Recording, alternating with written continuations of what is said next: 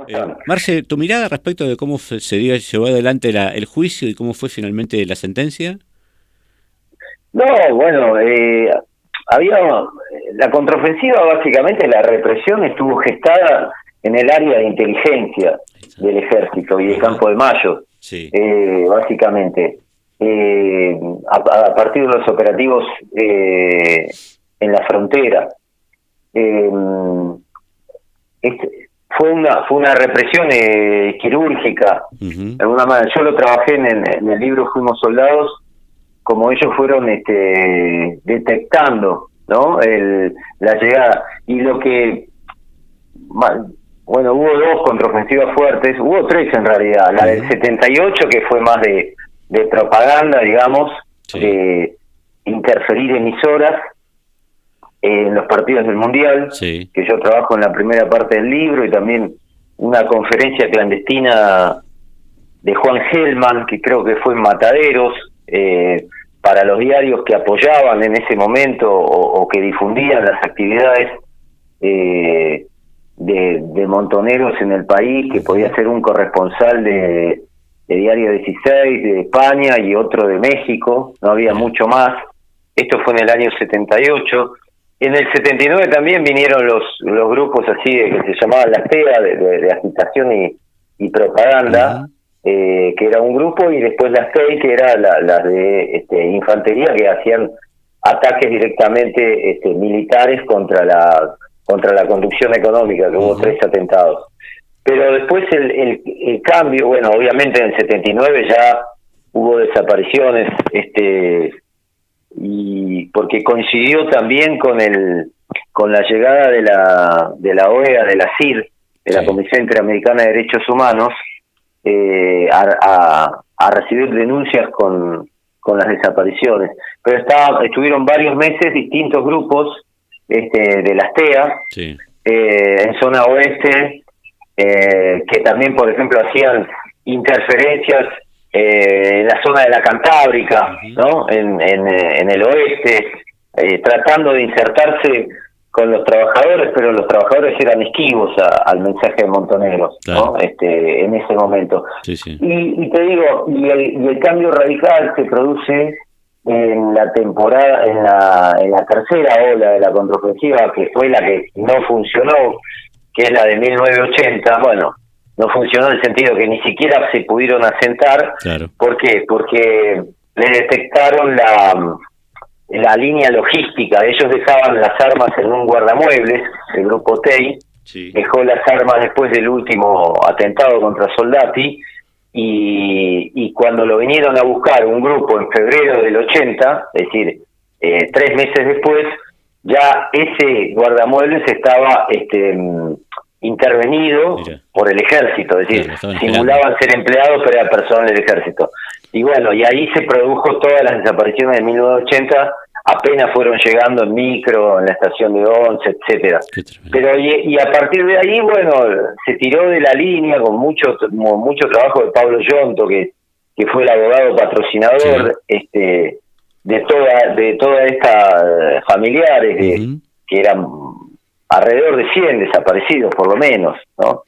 Y ¿Se sabe el número bueno, exacto, y Marce? finalmente se llega a la condena, ¿no? Sí, Marcelo, ¿se sabe el número exacto de la gente que volvió, de los militantes que entraron a la Argentina en esa contraofensiva? Y, eh, que habrá habido 200, Ah, mira. alrededor de 200, Ujú. pero en distintas oleadas, distintos grupos, gente que entraba y salía. Sí. Fue algo, yo cuando empecé a trabajar en este libro, en el año 2003, Sí. sí, fines de 2003, Ujú. era algo de lo que no se podía hablar. Claro. Sí, sí. Era algo como... Es una historia, la más... Para mí es el verdadero setentismo, de alguna manera, el Claro. setentismo Exacto. Sí, real. sí, sí, sí. Porque una cosa, no, sin menospreciar a los militantes setentistas que participaban en marchas, en movilizaciones o en militancias públicas y luego clandestinas, pero acá era entender que se venía a dejar la vida, ¿no? Claro, claro. Sí, Directamente sí. en este combate. Yo cuento en el libro los entrenamientos en Beirut, Sí. en México, los reclutamientos en Europa, en España, hay historias tremendas y que realmente creo que es el libro más visceral de alguna manera, el que más sentí en relatar, ¿no? Tal cual, sí. Te preguntaba, Marce, en el comienzo si es así, si yo me equivoco, es el único libro que habla justamente sobre la contraofensiva. No, hay un libro de la hermana de Zucker, Mira. Zucker era el hijo del actor Marco Zucker. Exacto, sí. Que también él vino y le había prometido al padre que no iba a volver. Muchos volvían es decir, las familias no querían que vuelva, pero había algo que lo llamaba, mucha culpa, mucho dolor, y les parecía como insólito, injusto, o no se sentían bien cuando estaban en el exterior después de toda la militancia, porque era como el segundo viaje, ¿no? Sí. El segundo viaje, es decir, el primer viaje había sido la militancia armada y la militancia política, o las dos juntas, después escaparse de la Argentina y después la posibilidad de volver cuando convoca la conducción. También la conducción fue muy criticada, en el libro también es crítico de la conducción montonera, ¿no? Haber puesto el cuerpo ellos, ¿no? Totalmente, y de haberse, el máximo vino, perdía, y se quedó en Perú. Mira. A Firmenich, por ejemplo, que pensaba volver en 1980, le habían buscado una casa en Mar del Plata, vino un asistente, miró el lugar y le dijo, mira, quedaste en Cuba porque no vas a sobrevivir. Y entonces no volvió. Pero los otros también sabían que no iban a sobrevivir y vinieron. Ese es, de alguna manera, el valor moral que yo le doy a todos los combatientes que vinieron y desaparecieron a enfrentar la dictadura. Nosotros tenemos un problema también con este tema, ¿no? Es decir, condenamos la dictadura, pero los preferimos como desaparecidos, y no como combatientes, que este era el libro, ¿no? Que este es el leitmotiv del libro, es decir, bueno, está bien, preferimos esa silueta y no la historia de vida. Ahora, obviamente, esto se abrió mucho más, pasaron 15 años, pero en ese momento, cuando yo empezaba a plantear estos temas, me miraban como diciendo, ¿de qué estás hablando? Claro. Te quería consultar, Marce, la película Infancia clandestina, de la que protagoniza Natalia Oreiro, como imagen es fuerte también. Me acuerdo a verla y, por supuesto, inmediatamente acordarme de tu libro, después de haberlo leído. Me pareció fantástico, pero me parece que hace un retrato, ¿no? Se llega desde esa película a ver un retrato más o menos parecido a lo que pasó, los momentos por supuesto, oscuros, ¿no? El libro Fuimos Soldados de Infancia Clandestina dialoga. Yo, cuando vi la película Infancia Clandestina, dije, esto Fuimos Soldados visto desde abajo, ¿no?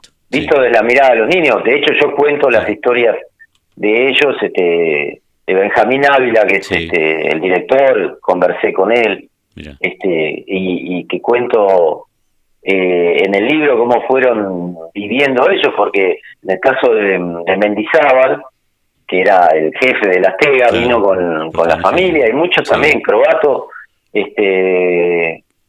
bueno, Croato no me acuerdo, pero Croato, por ejemplo, que también desapareció, que había sido diputado nacional, que cae ahí con Mendizábal en Munro, en el supermercado El Canguro, caen porque hay alguien que había caído antes, se llamaba el gallego Willy, José María Luján, que era uno de los fundadores de Montoneros de Córdoba. Eso es en septiembre del 79, y Mendizábal tenía un lugar alto, así fue el máximo como de nivel de la conducción que vino, el único, digamos. Los otros se quedaron, por eso fueron muy criticados. Vaca Narvaja, Firmenich perdía, ¿no? No habían puesto el cuerpo. Jagger murió, que era otro de la conducción montonera, que vino y estuvo también en el país. Creo que lo matan en el 83, Jagger y Cambiaso. Son las últimas desapariciones. Pero lo que te quería comentar, Infancia Clandestina tiene esa sensibilidad de los chicos que vinieron con con sus familias y tenían que dar un nombre distinto, no podían contar su vida real, obviamente, ¿no? Y sufrieron todo este proceso. ¿Te consultaron en la película a vos, Marcel? ¿La gente del director? No, bueno, no, la película no me tenían por qué consultar porque obviamente es la vivencia de ellos. Claro. Lo que yo hice, la película salió después del libro. Ajá. Pero acá me parece que lo importante fue haber abierto la madeja de inteligencia del Comando de Institutos Militares, que era la de la guarnición de Campo de Mayo, que junto al batallón 601, porque ese comando, el destacamento 201, era un apéndice de inteligencia de 601. Y que tenían distintas estructuras, ¿no? De inteligencia, de operaciones, de logística, y que ellos fueron el grupo que fue provocando estas desapariciones. Hay casos tremendos como el de las desapariciones del 601, que fue a provocar a Perú, de Molfino, que era una señora de 55 años, colaboradora del Montonero, que tenía a su hijo de 17, la secuestran en Perú, y la traen clandestina a Campo de Mayo, la hacen ver a su hija, y después, como la desaparición de Molfino, que tenía 55 años, había tomado relieve internacional, la llevan a España, a un grupo de inteligencia del ejército, y la matan en un hotel de Madrid, y la hacen aparecer como diciendo, ves que nosotros no tuvieron nada que ver, la envenenaron. Mirá el nivel que tenía. Qué horror, Dios. De operatividad el grupo del 601, es decir, secuestran a una persona en Perú, la traen a Campo de Mayo, le muestran a la hija, es decir, la tienen de rehén, como diciendo, si vos decís algo, la llevan en un avión y la dejan muerta en un hotel en España. Qué bárbaro. Y este caso, bueno, es la gente que ahora condenaron, ¿no? Claro, sí. Creo que fueron 5 los condenados, ¿no? Marcelo, Tomás González, habla. Hola. Pregunta, quería consultarte si también, conllevando esta investigación que vos realizaste, también preguntarte si vos apreciás que hubo, además de esta de esta lucha ideológica que tenían las Fuerzas Armadas de aniquilar a la subversión, que no solamente era una cuestión, digamos, entre pura ideología, sino que también había un mandato por parte de, en ese entonces, la Junta Militar y muchos otros gobiernos dictatoriales de la región, de solventar un proyecto económico, también político, teniendo en cuenta que un gran porcentaje de los desaparecidos y desaparecidas en nuestro país son obreros, delegados de fábrica, de sindicatos. Sí, obviamente, pero eso fue al principio, directamente cuando el 2 de abril del 76, cuando instala su programa económico Martínez de Oz, es el sinceramiento de esto que mencionás, ¿no? De cambio de la estructura productiva de la Argentina, que ya empieza, te diría, en la época del peronismo con el Rodrigazo. Ahí lo que se busca es romper el estado de bienestar peronista desde un mismo gobierno peronista, porque si le decimos Rodrigo fue ministro de Economía de Isabel, ¿no? Sí. Que dura lo que dura, porque ahí se opone la UOM y se opone también el cordón industrial de la izquierda, básicamente de toda la zona de San Nicolás, de toda la zona fabril, porque la izquierda es muy fuerte en las bases y estaba también en lucha contra la conducción peronista clásica de sindical. Entonces solamente con la represión se podía romper todo ese nivel de desarrollo productivo y de sindicalización y también de reparto distributivo, ¿no? Del producto bruto interno. Pero por eso también la idea de Montonero de atacar a a personalidades del equipo económico. El primero que ellos buscaron atacar fue Martínez Dios, y no lo lograron porque no consiguieron la información, y atacan al secretario de Economía, que era Juan Alemán, en noviembre del 79, y antes le hacen explotar la casa a uno de los gestores de la deuda externa, que era Guillermo Klein, que esto es en septiembre del 79, ¿no? Y después hacen el atentado contra Soldati, que es el último, que lo matan en la 9 de julio, ¿no? Soldati había vendido la compañía de electricidad, fue la única compañía que la dictadura estatizó con un negociado, ¿no? La compañía ítalo-argentina de electricidad. No, con esto quiero decir, pero el programa económico ya estaba instalado y ya mostraba sus fisuras. Fíjate que después, en el año 80-81, empieza a verse la crisis económica, y el fenomenal endeudamiento que produjo la dictadura militar, con sus negociados y la estatización de la deuda, de los créditos privados, etcétera. Ahí está. Marce, te despedimos, te mando un abrazo enorme, muchas gracias, me pareció genial la posibilidad de poder hablar con vos de este tema y la mirada que tenés vos después de haber sido el autor del único libro, por lo menos que tocó hasta el momento, respecto de este tema tan controversial, tan complicado, que tenía que ver con la contraofensiva. ¿El fallo qué te pareció, Marce? No, bueno, es una condena, sí, 40 años después, una posibilidad de justicia, siempre deja un poco de alivio, ¿no? Sí, totalmente, sí, es verdad. Tal cual, nada más ni nada bueno, más. Un abrazo. Abrazo enorme, Marcelo, un gusto enorme de tenerte acá en la radio, Abrazo enorme. Igualmente, hasta luego. Dale, abrazo grande.